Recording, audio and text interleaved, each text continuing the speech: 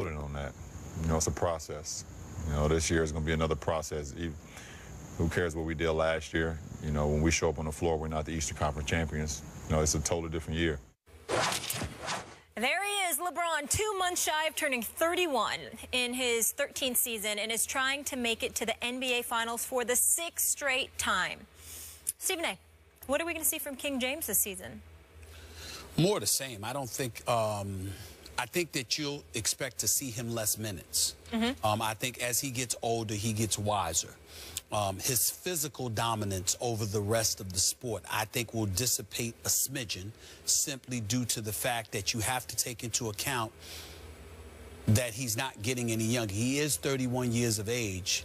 But it's becoming to be almost 31 years of age, but it's becoming to be an older because of the mileage. But the fact that he's accustomed to playing into April, May, and June, because he's accustomed to doing all of these things, there's a lot of wear and tear on the body. This is why it was so important for David Griffin to keep the team intact and to get a Tristan Thompson re-signed, to have him and Love, how it's important to get a Kyrie back. The J.R. Smiths of the world, acquiring Mo Williams in the offseason. Excuse me. You've got to get these guys because during the regular season, LeBron doesn't need to really be playing more than 30 minutes a game. It's almost like you really wish he had Greg Popovich. I think the masterful job of the year, season before last when the Spurs won the title, how every single member of the San Antonio Spurs, including Kawhi Leonard, all played 30 minutes or lower. No one it's unreal. Only Greg Popovich has proven he could do something like that. And that's what makes you feel sorry for LeBron, because I like David Blatt. I don't have a problem with David Blatt. Remember last year I was of the mindset, give the man a chance. You understand, even though, he wasn't everybody's first choice, I would have preferred to see Mark Jackson coaching that team, but give the man a chance.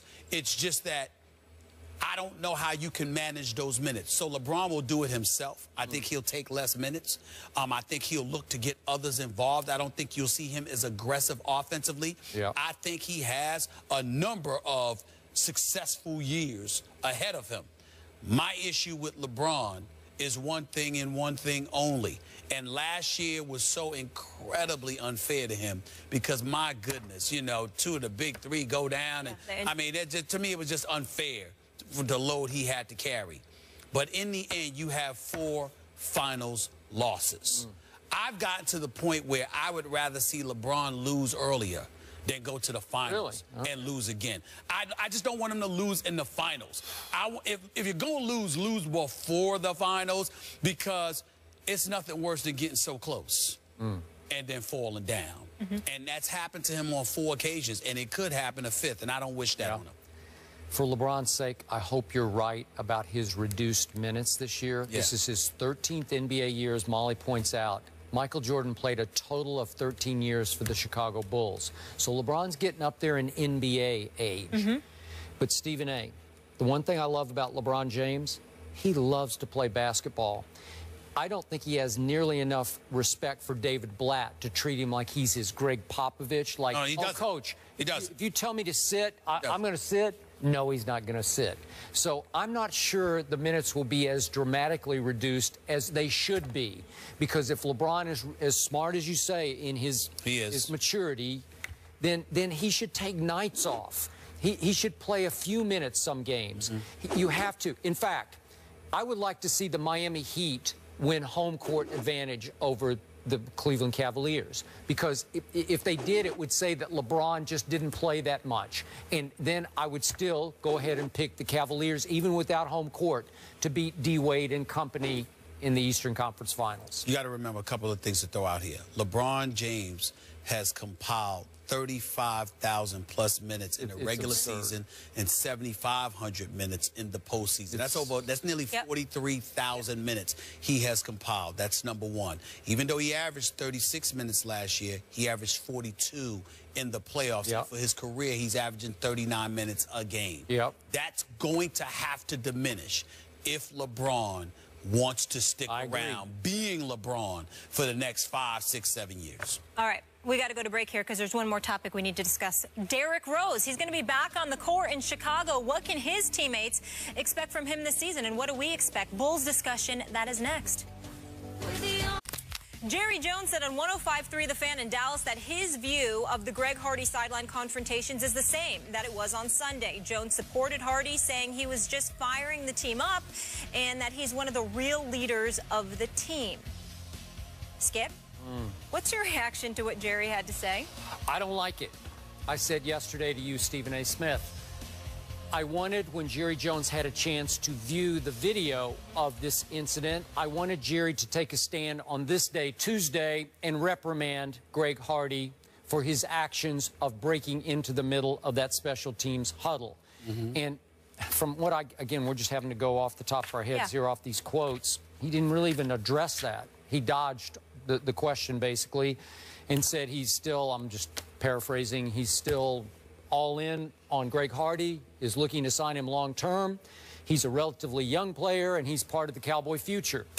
I did not want to hear that today, because Jerry Jones is not only the owner and president of this team, he is the general manager. He manages the football part of this organization, and a strong message needed to be sent that it is completely unacceptable for Greg Hardy to break into the middle of a special teams huddle to blast the special teamers and get to the point of getting so out of control that the assistant head coach and special teams coordinator was forced to try to shove him back out of that huddle.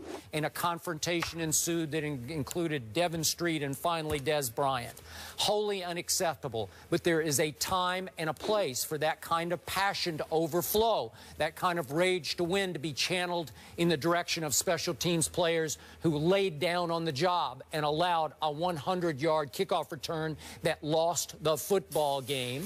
And that time and place might be over on the sideline on the bench area, where you take one at a time and you say, what are you thinking about? And where was your effort? And where's your guts and heart, young man? Because I think Greg Hardy has the potential to become a veteran leader of this team, but he has now only played 2 games for this team, and I don't think it would be out of bounds for the owner, president, general manager to put him back in his place, because, as you said, the sometimes puppet head coach is not going to do that. I believe Tony Romo did try to do that, because the Dallas Morning News reported that Romo went up to Greg Hardy during the media time in the locker room and pulled him aside and talked to him for several minutes. And I don't know exactly what he told him. I'm going to guess that he told him, watch what you say to the media. Don't dig a deeper hole. So we got the no comment, no comment, no comment. Thank you very much, media. I wanted to hear something constructive, objective from Jerry about Greg Hardy, and I didn't, and I'm disappointed in Jerry, and he's now set himself. I opened the show by saying he's the biggest, easiest target in sports, and now it will be open season on Jerry Jones all day long today. Your thoughts? Skip Bayless, am I correct in surmising that what you're saying essentially is that you have a problem with the timing of what transpired with Greg Hardy? Yep. And how this is not the time or the place for Jerry Jones to support Greg Hardy. This is today is not. Now that you've had a chance. Remember, when he was asked after the game, he's outside the locker room, and he said, I didn't see it. What I'm saying to you is that in the grand scheme of things, as uncomfortable as it is for everybody to admit, what you really have a problem with is how stuff looked as opposed to what happened. And the reason why you have a problem with how stuff looked is because of a checkered past that will not be able to escape Greg Hardy. Yep. That's the reality, okay? And Jerry Jones and Stephen Jones willing to conduct business as usual and to shove this aside, as an aside, dare I say, and I'm certainly not agreeing with this, I want everybody to know this, but everybody out there, are we, and I don't mean this like intentionally, like Jerry Jones means for it to be perceived this way, because I'm sure he's not thinking about this. But are we wondering now, is there any wonder as to why issues of domestic violence and stuff were basically shoved under the rug, per se? Like it wasn't the issue that it needed to be? Because think about this. If there were no video from Ray Rice, who's to say people would react the way that they are right now about Greg Hardy.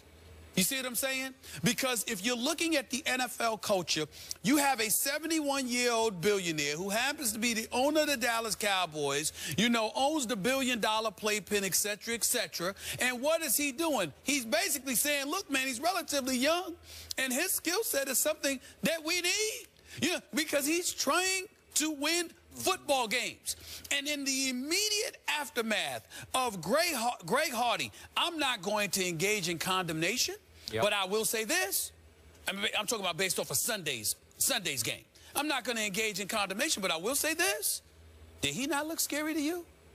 He looked pretty damn scary to me. And when you looked at him out of control, I saw the football player.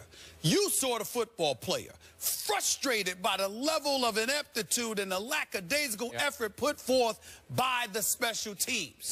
The critics of Greg Hardy, however, saw, oh, that's what she was talking about. That's correct. No, you're right. When they were, am I lying? No, you're right. Right or wrong. And that's my point. So either Stephen and Jerry Jones don't know, or they know and don't care nearly as much as they do about trying to win for a change. And that's what this is right here. So what I'm saying to you is, let's understand something. What you're really appalled by based off of Sunday was the timing. Yes, and they're about to go back out on the field. And the timing of it has everything to do with Greg Hardy's past. If this were another player, you would have said he's immature.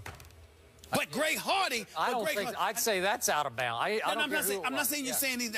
No, we all know it's out of bounds. I'm saying you would attribute it to immaturity, and that player has to be disciplined. Whereas in the case of Greg Hardy, we're more vehement about it because people looked at him and said, yo, there's something unstable about that brother, right or wrong. That's what they were saying. Okay. That's the bottom line. All right. Look, just my personal view here. I've told you before, I would not have signed it. Right. Do I think that he committed heinous domestic violence? I do, even though his conviction got overturned when it went to the jury trial because she didn't show up and the police indicated she was paid off. But getting back to Cowboys signing, remember, Jerry's daughter, whom I know named Charlotte, she's a very bright woman. She's a Cowboys executive, and she made a big case at that time. This is a great opportunity for us with Greg Hardy to address this issue, keep it at the forefront, and I'm not sure that's happening just yet. Not sure. No. In fairness to both Stephen and Jerry Jones, the resident Cowboy hater, that's just playing games, having fun. In all seriousness, I don't believe they're intentionally insensitive.